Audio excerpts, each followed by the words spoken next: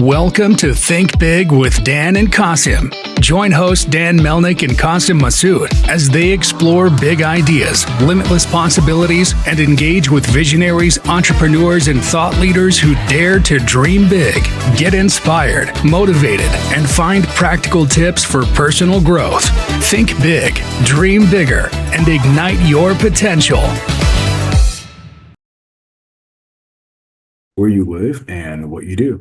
Hi, my name is Curtis Knight with Lemonicious Drink Co. We make all natural fruit drinks and teas made with real fruit, and we actually use a lot of Turkish botanicals and Turkish inspired things in all of our drinks. Because my wife's actually from Turkey, so that's kind of what sets us apart, just being fresh and being all natural, and a little hint of differences in our flavors.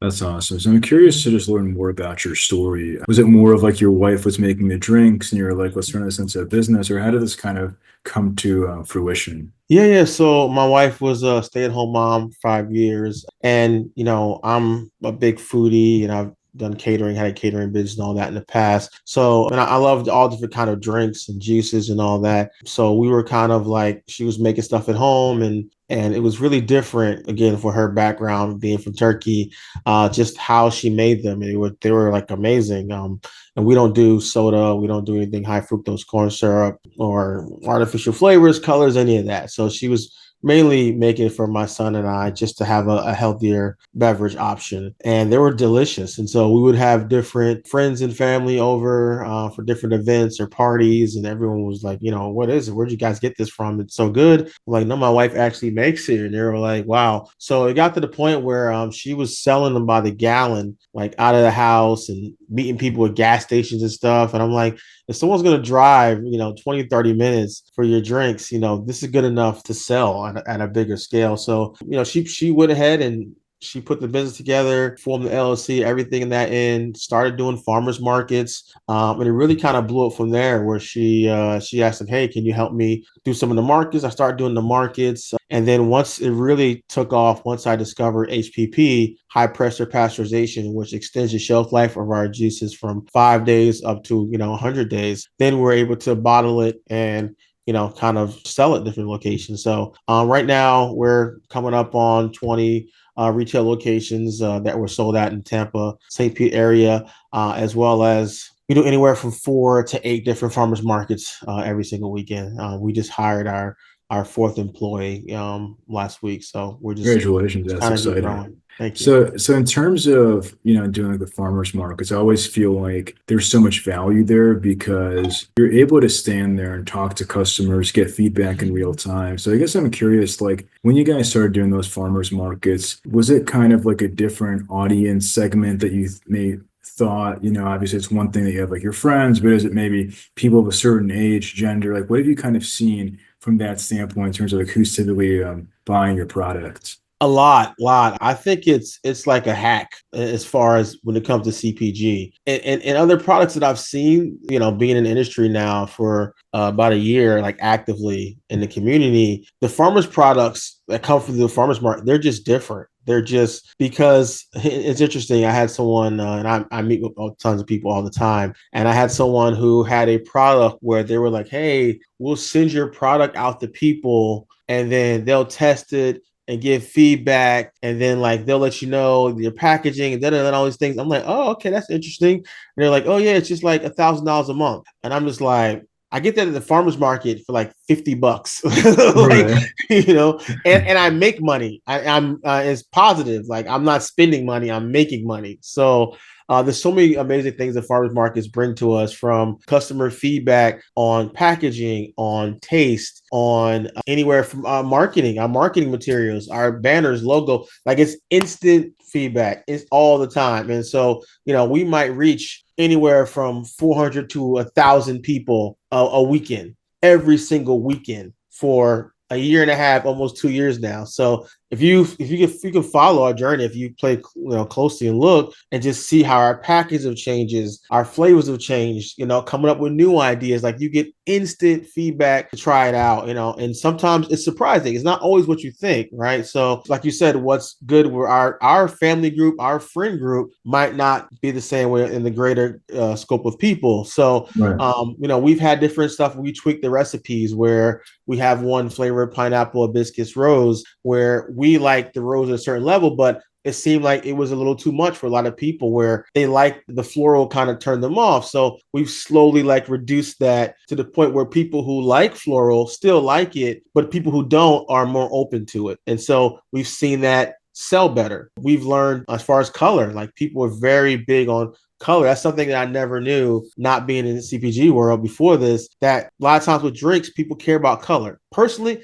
I don't care about anything the color of my drink. Like I've never thought like I want the red or the blue or the green one. I just want like, hey, what flavor is that? What fruits are in that? I like these fruits? If something is with banana and peanut, I don't care what colors, I'm not going to like it.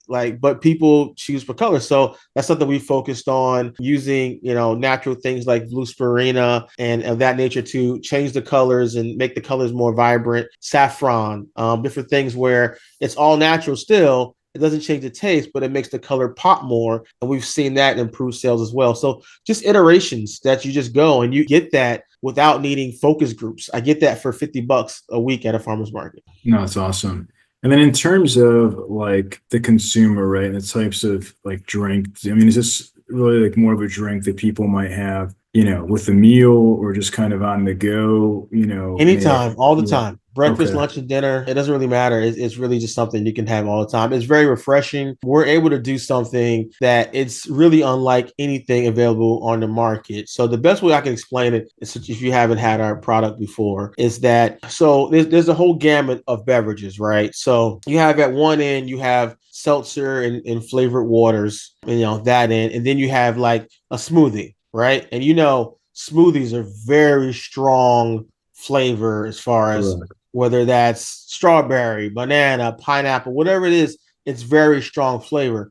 But the texture is thick. It's a very thick, heavy smoothie texture. You can almost pour it in your hand. It's thick, right? You can almost hold it in your hand. And Right. versus a water or seltzer is very light. It's very watery, but the flavor is less. So we've been able to get the strong flavor of a smoothie, but have the texture of a flavored water. Got And it. that's unlike any other product that I've had. And when I say that with confidence because I travel a lot and I buy everything. I'm not sure how close you follow my LinkedIn, but I purchase every new product that I've seen. We went to Expo. I tried every beverage at Expo. So I can confidently say there's no other product on the market like Lemonicious. Yeah, I mean, I think it's the flavor. I mean, it seems like there's also like a lot of different fruits and it's very nutritious. I think from that standpoint, because like a lot of smoothies have different, fruits and nutrients. And is that kind of also more of the healthier alternative that you guys are going for as well? Yeah, I would say we're focused on health just because we do use pure cane sugar, real cane sugar in our beverages. So, sugar is a bad word now. So I would never say we have health benefits to it, but we do Right. use real fruit, the fruit and the vitamins from that, they're in the beverage for sure. Right. But someone asked, they love our drinks. They would say, how many do I buy? Do I need to buy for like a fast or not a fast, a juice cleanse? Like, how many should I Right. buy? And I was like, no, do not use our product for a juice cleanse. Like, it is for delicious enjoyment, hydration, has electrolytes. It's good, but it does have sugar. So I would say plan accordingly, don't, depending on your lifestyle, right? You can drink a bunch or a little, but I'm saying we do have about 17 grams of sugar. So just, don't overdo it. No, exactly. Yeah, that makes total sense. And so I'm curious also about your retail distribution, because you just said that you guys are in 20 stores now in Tampa. So I'm curious in terms of like what types of stores those are and how you've kind of gone about getting sales of those stores. Like, do you guys We, do demos, things like that? we run the full gamut. It's kind of crazy. I mean, we're in pizzerias, we're in sit down restaurants, bruncheries, sauna. We're in a saunas. We just landed an account at the Vinoy, which is a hotel. So we cover, it just really speaks to the strength of the product, right? And it sells everywhere. It doesn't matter. Like if you like flavor and you want something refreshing, it's nothing better, right? So as far as distribution, we're still self-distributed. Like every Friday, we just have areas like, hey, going to St. Pete, it's going to Tampa, and we just do the loop and just drop off. As far as sales, we would like to do more. We would like to do more of, as far as demos and all that. And when we've done demos, it's been amazing. It's just that we only have so much bandwidth because we also do the markets. Right. So the best time to do the demos for stores are on the weekends, but the weekends is when we are doing the farmers market. So that's something we're still working through. Once we get into major retail, 100% we're going to be there as much as we can doing demos. But really, the best way I've said to get around that, we have done where we get the little 2-ounce bottles and we provide it at the stores sometimes if they want to give out. And that lasted like, I don't know, a month. Like they use they blew through them so fast. We're like, okay, we need to reset and figure out a way like how they can do this, but it has to be controlled. Because like I remember I had one store that's pretty far from us in Orlando, and when people try it, they buy it every time. They love it, but people don't know the brand that far out because we don't really do any markets, anything like that over there. And like literally as I'm leaving, I see this lady with like 4 mini blueberry lavender in her cart, and I'm just like, yeah, that's not gonna last. Like people are just grabbing them, like and just hoarding all the samples. Like, that's not gonna work. But we have to figure out a way. Like, okay, how can we give samples to stores and have them not go in like 2 days? Right, for sure. And then in terms of, your goals, right, and scaling, and obviously, like I'm assuming that your goal is to be nationwide. So what kind of retailers do you see like your product in? Do you see it more like a natural grocer, as kind of like like mainstream local grocery? Like where do you kind of see like your product selling? We're in no rush to national distribution. We're fine.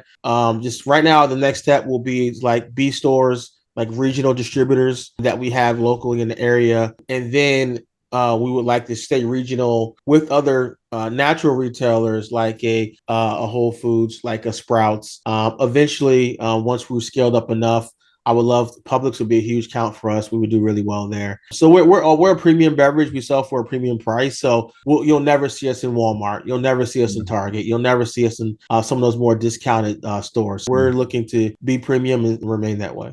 Right, for sure. And as you mentioned, kind of the high quality ingredients in the process when it comes to actually making the products. You're saying, kind of go from more of like a local Whole Foods and maybe like then eventually getting into a Publix where I guess many people in Florida do their grocery shopping. Yeah. And Publix is not, I even have, people tell me all yesterday, someone was telling me that I don't shop at Publix, too expensive. Like, yeah, that's where we want to be. Right. So, I mean, just even the markets that we, like I said, we do a huge gamut of markets. I would say if you look at, we have weekly, monthly, look at the whole year, we probably do 20 different farmers markets in different areas.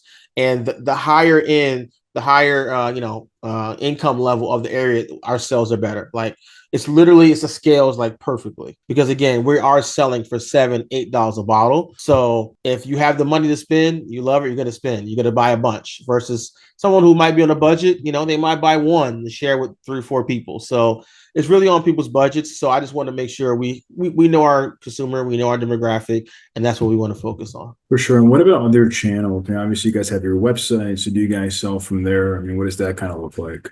So we're currently, we work with our 3PL, which is like the most genius thing I've seen since I've been in this. And it's amazing that more people don't do this. So a 3PL, I'm sure you're familiar, where they're, responsible for delivering goods, where they need to go. And so they had the bright idea, which is amazing, that they said, hey, we're already holding all of these, and it's a frozen 3PL. We're already holding all of these goods from ice cream to steaks to drinks to smoothies. And, we're holding them to ship out to where we're told or as orders come in. But what if while we're storing it, we set up our own platform to sell them on? And it's almost like an Amazon for frozen items. And it makes it great for us because we have a 90-day shelf life, but frozen, we have like a 1-2 year shelf life, over a year shelf life. So it's like, hey, we could just send a ton of product there, and and it can it ships out cold, fresh, defrost in a day or two, and it's like you're drinking it. We just made it, right? So that's worked out really well for us, and the fact that we love the fact that it simplifies everything. There's no intake fees. There's no outtake fees. I'm not sure if you dealt with a 3PL. They typically are crazy with the fees, right? So packaging, boxing, shipping it out, how much dry ice to use, all that. They simplified it and just said, hey, we're going to do a split, and then that's all. So whenever they buy it, we do the split. It works out to our same wholesale value. So it works out perfectly for us. That's awesome. So obviously you said that you've been doing this for about 1 year now. If you could go back in time to Year and a half. Year and a half. Okay. Yeah. Like a year and a half. So if you could go back in time to before you started this business, right? Obviously you've been like an entrepreneur before, you've had your own business, it's like a little bit different, but with this specific business, what would you say is the one biggest piece of advice that you wish you knew before you got started? I would have started with more money. Like I would have, the thing is, it doesn't really matter because it's like I would have just waited to get more money, but then I would have started later. That makes any sense. So right. how it happened, it worked out. Just that's the way it should have been. I'm not gonna I don't have any regrets about it. But let's say if I was saying, hey, I could put some money aside to start with 100K, like to get things going faster, not like that's what I would have done. Because as you know, CPG is super cash intensive, especially beverage, especially when it's cold chain beverage. So it's like I picked the hardest of categories to be in.